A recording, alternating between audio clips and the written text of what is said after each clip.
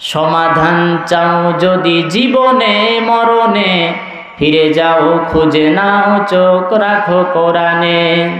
If you want a solution this দুনিয়ায় আখিরা, go back have a look to the holy Quran. এ কোরআন আপনার সন্তানকে শিখাবেন। Teach your children the holy Quran. আপনি আপনার সন্তানকে কোরআন শিখান। The holy Quran will teach your children everything. কোরআন আপনার সন্তানকে সব শিখিয়ে দিবে। আমি বলছি না আপনার সন্তানকে ডক্টর বানাবেন না, ইঞ্জিনিয়ার বানাবেন না, এই কথা কিন্তু বলি নাই। ইউর চিলড্রেন, আপনার সন্তান ক্যান চুজ, পছন্দ করতে পারে এনি কাইন্ড অফ প্রফেশন, যে কোনো ধরনের পেশা। He can be doctor, member, chairman, MP, মন্ত্রী, প্রধানমন্ত্রী, জজ, ব্যারিস্টার, কুলি, মজুর, খেলাওয়ালা, যা হয় হোক, কোনো সমস্যা নাই। কিন্তু কোরআনের জ্ঞান শিক্ষা দিতেই হবে, কারণ Al Quran is the most greatest resource of power, book of books. পৃথিবীর সবচেয়ে সেরা বইয়ের নাম হচ্ছে আল কোরআন। আর এই কোরআন সবার ভেতরে বন্ধন তৈরি করে, কাউকে পার্থক্য করে না। There is no difference between upper and lower, between the richer section of the society and poorer section of the society, between the prime minister, between the president, rickshaw puller, member, factory worker. Everyone is equal, completely equal, totally equal, 100% equal in the eyes of Islam and Quran. Chillaban Allahu Akbar.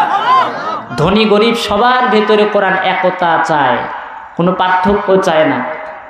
এই জন্য কোরআন অনুযায়ী সেইভাবে আমাদের জীবনটাকে গঠন করতে হবে। জীবনে সফল হওয়ার জন্য কি প্রয়োজন হয়? এই যে আমার আব্বা এখানে বসে আছে, আমরা কিন্তু ধনী, আমি কিন্তু ধনী পরিবারের সন্তান না। আলহামদুলিল্লাহ হাফিজা মাদ্রাসায় কত কষ্ট করে যে আব্বা পড়াইছে, বাড়ি থেকে মা পাঠাইয়া দিয়ে তাকায় থাকতো, পর্দার আড়াল থেকে চোখ দিয়ে দাঁড় করে পানি পড়তো। আব্বা তো এখন আল্লাহ পরিবর্তন করছেন, শুকরিয়া। কিন্তু তখনকার অবস্থা ছিল খুবই জটিল।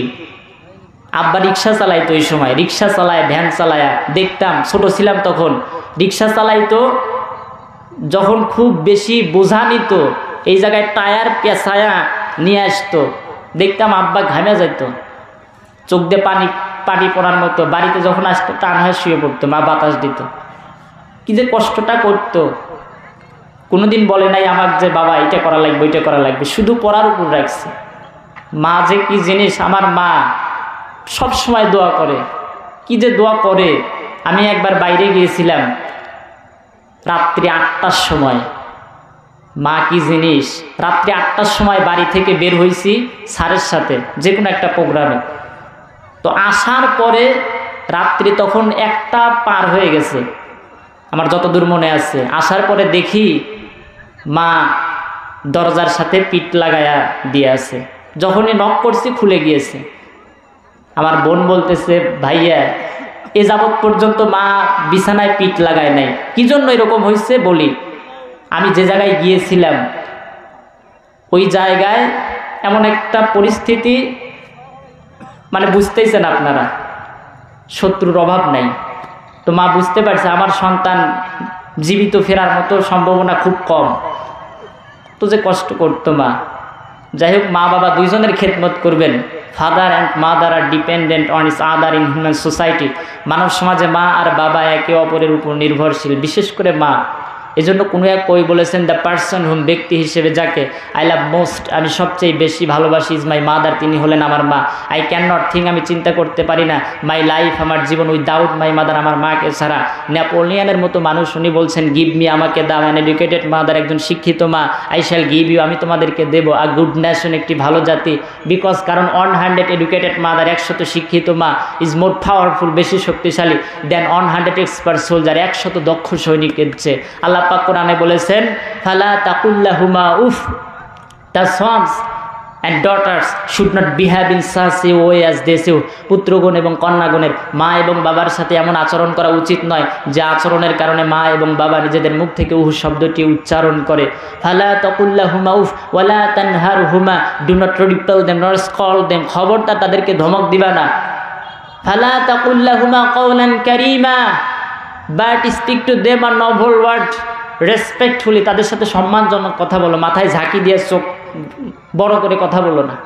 এই দুইটা হচ্ছে জান্নাত জাহান্নাম, সম্মান করেন। আর একটা বিষয় হচ্ছে রসুলের বেশি বেশি তার আনুগত্য করার চিন্তা করেন, উনি যা বলছেন সেইটা অনুসরণ করেন। কোন নেতা কি বললে দেখার কোনো প্রয়োজন নাই। কত নেতা আছে দাড়ি নাই, খালি মোষ, পিছে ঘুরে কোনো লাভ নাই, বিশ্বনবীর অনুসরণ করতে হবে। আল্লাহ পাক বলছেন লাকাদ কানা লাকুম ফি রাসূলিল্লাহি উসওয়াতুন হাসানাহ, there is a good example for you, তোমাদের জন্য উত্তম আদর্শ রয়েছে। ইন এর মেসেঞ্জার দ্য প্রফেট মুহাম্মদ সাল্লাল্লাহু আলাইহি ওয়াসাল্লাম অফ দ্য ওয়ার্ল্ড, তোমাদের বার্তাবাহক বিশ্বনবী মুহাম্মদুর রাসূলুল্লাহ সাল্লাল্লাহু আলাইহি ওয়াসাল্লামের মধ্যে। সো সুতরাং take the ideal from him, তার কাছ থেকে তোমরা আদর্শ গ্রহণ করো। তাহলে বিশ্বনবীর অনুসরণ করতে হবে, চরিত্র গঠন করতে হবে। Character is the most valuable and powerful element success in the life. It is more than leading life in according with rules. Get up does not matter জাজিং ম্যান। ধন সম্পদ, টাকা পয়সা, অর্থবিত্ত, ভাষার বর্ণ বৈষম্য ইত্যাদিতে মানুষের ফজিলত হয় না। মানুষের ফজিলত বাড়ে ইন্না আকরামাকুম ইনদাল্লাহি আতকাকুম, মানুষের মধ্যে মর্যাদা বেশি তার যে তোমাদের মধ্যে অধিক পরহেজগার, যা আল্লাহকে বেশি ভয় করে তার মর্যাদাই বেশি। এই জন্য চরিত্র ওইভাবে গঠন করতে হবে। এই জন্য কোনো এক কই বলেছেন যে money is lost, nothing is lost. টাকা পয়সা হারায় গেলে কিছু হারায় না। Health is lost, something is lost. স্বাস্থ্য গেলে কিছুটা যায়, বাট কিন্তু character is lost, everything is lost. একবার যদি চরিত্র যায় আর কিছুই থাকে না। এই জন্য চরিত্র গঠন করতে হবে, বিশেষ করে ছাত্র ভাইদের শিক্ষা অর্জন করতে হবে। Education is the backbone of a nation. শিক্ষা অর্জন করতে হবে, কারণ শিক্ষা হচ্ছে জাতির মেরুদণ্ড। মেরুদণ্ডহীন প্রাণী যেমন সোজা হয়ে হাঁটতে পারে না, no progress can be possible without education.